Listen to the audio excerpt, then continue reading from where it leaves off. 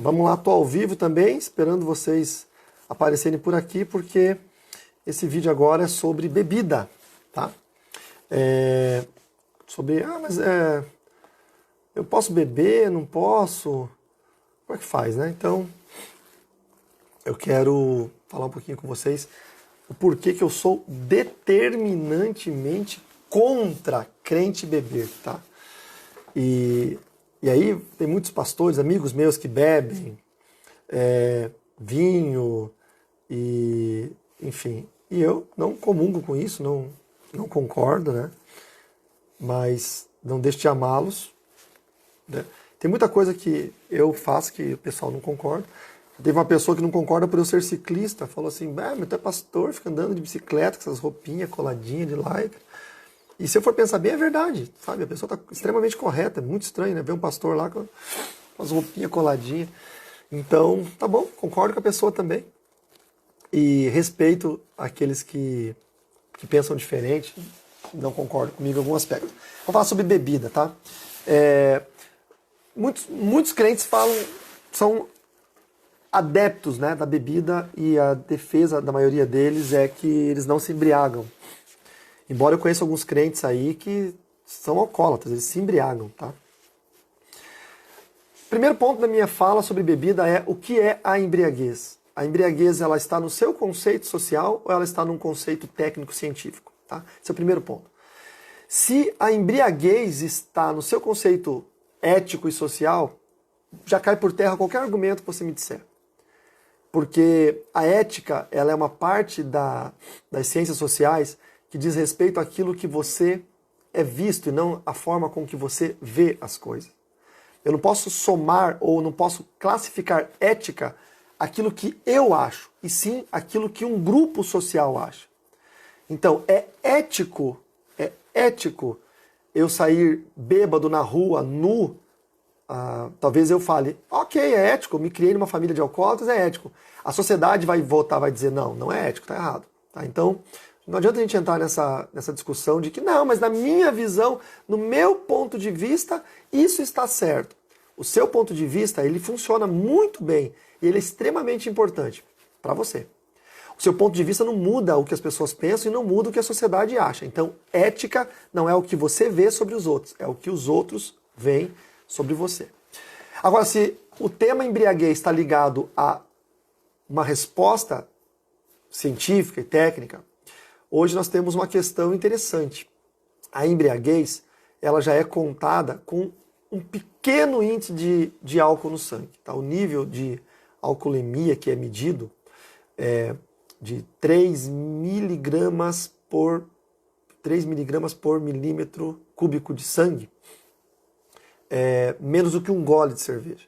Então, se você que é adido a cerveja ou alguma outra bebida alcoólica, bebeu um gole de cerveja e foi dirigir o seu carro, e ali na frente tem uma blitz da lei seca, e eles fizeram o teste do bafômetro, do etilômetro, você vai ser considerado alcoolizado e você vai ser conduzido a assinar um termo circunstanciado, enfim, não sei como vai ser, e alguém vai ter que vir conduzir, dirigir seu carro, um outro condutor habilitado. Então, em termos técnico/científico, a embriaguez já está acontecendo no seu organismo a partir do primeiro gole de qualquer bebida alcoólica. Tá? Então, não, eu sou crente, eu bebo, mas eu não me embriago. Você está errado, porque a ciência diz que se você tomar um gole de uma bebida alcoólica, você já está embriagado. Então, assim, o seu achar não é maior do que a ciência, porque a ciência, ela busca a evidência, tá?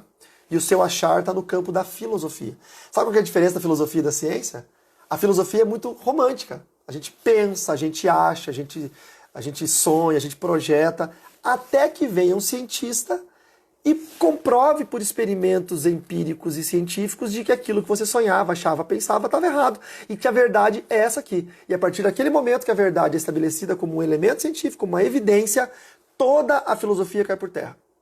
Entendeu? Toda a filosofia cai por terra e ela é abandonada. Então, primeiro argumento, eu sou crente, eu bebo, mas eu não me embriago. Já está errado porque a embriaguez ela é a partir do primeiro gole. Se você é crente e bebe um gole, você se embriagou, então você já está errado, tá? Mas onde eu quero chegar? se você vai para o inferno, não vai? Isso não é um problema, tá? Isso aqui não é um vídeo sobre soteriologia, a ciência da salvação, ou sobre hamartiologia, a ciência do pecado. Não está falando sobre salvação ou condenação. Nós estamos falando sobre bebida. O porquê que eu, Carlos Ribas, não concordo com o crente beber absolutamente nada de álcool. Eu sou extremamente rigoroso nessa minha conduta e nesse meu ponto de vista. Por quê? Porque a Bíblia diz que todas as coisas me são lícitas, mas nem todas me convêm. Então, a defesa bíblica de alguns é: Jesus transformou água em vinho.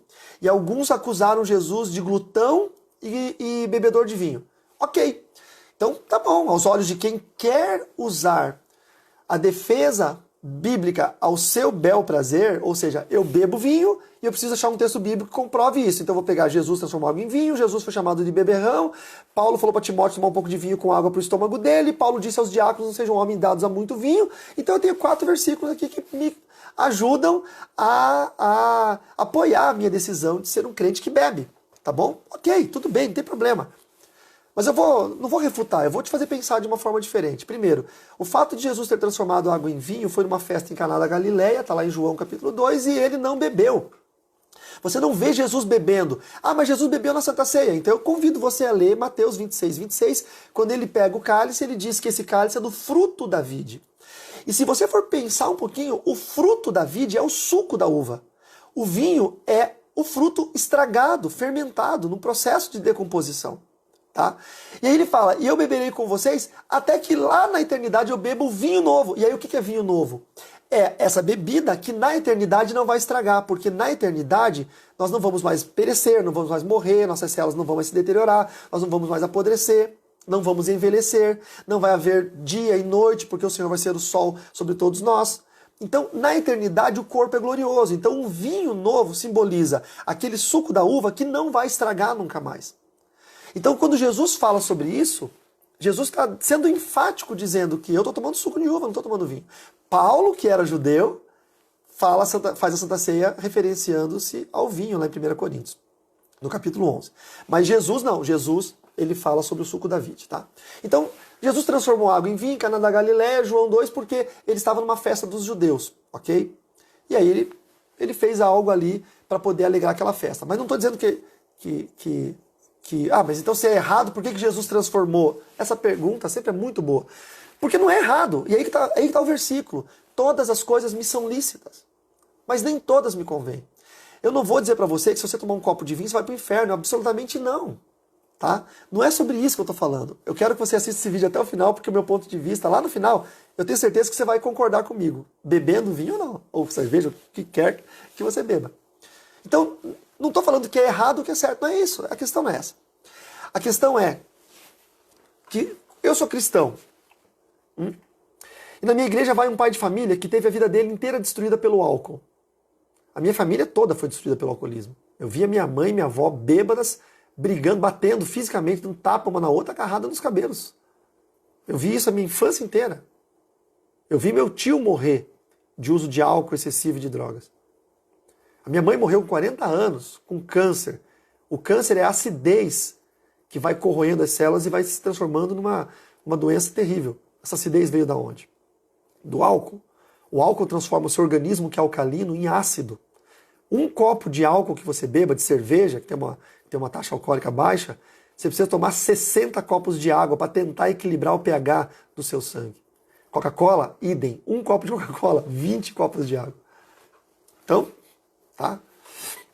Aí você tem uma família que entra na sua igreja. É um senhor que está lá bonito, de cabelo penteado. A esposa feliz, arrumada, cheirosa do lado dele. 2 filhos orgulhosos do pai. Porque o pai acabou de sair de um centro de recuperação de alcoólicos e drogados. Porque ele foi alcoólatra a vida inteira. E ele vendeu tudo que tinha em casa para usar droga e bebida alcoólica. Porque normalmente o álcool ele é a primeira porta para o uso de drogas. Se você nunca estudou sobre isso, estude, tá? Os que são viciados em crack, eles não começaram no crack. Eles começaram no álcool. Depois foram para o cigarro, para a maconha. E aí talvez para cocaína ou direto para o crack. É uma ascensão. Aí ele ficou numa clínica. Nessa clínica, normalmente são clínicas cristãs, evangélicas. E lá ele parou de beber, parou de fazer uso de drogas e ele começou a conhecer o evangelho. Ele entregou a vida dele para Jesus. E lá ele aprendeu aquela regra do Alcoólicos Anônimos que diz que você nunca mais deixa de ser alcoólico. Você vai ser alcoólico ou alcoólatra para sempre. Então você tem que viver um dia de cada vez.